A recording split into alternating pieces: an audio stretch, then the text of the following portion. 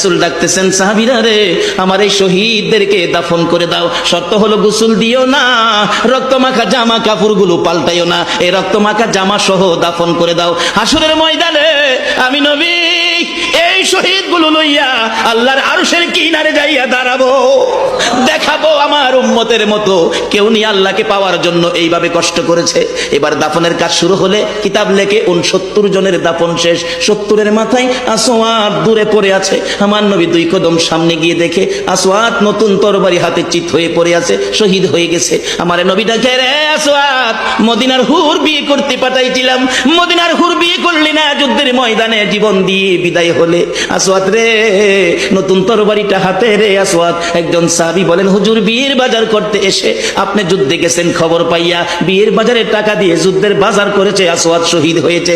আমার নবী ডাকে, মাবুদ, আমার আসওয়াদকে তুমি কি দিবা গো আল্লাহ? মদিনার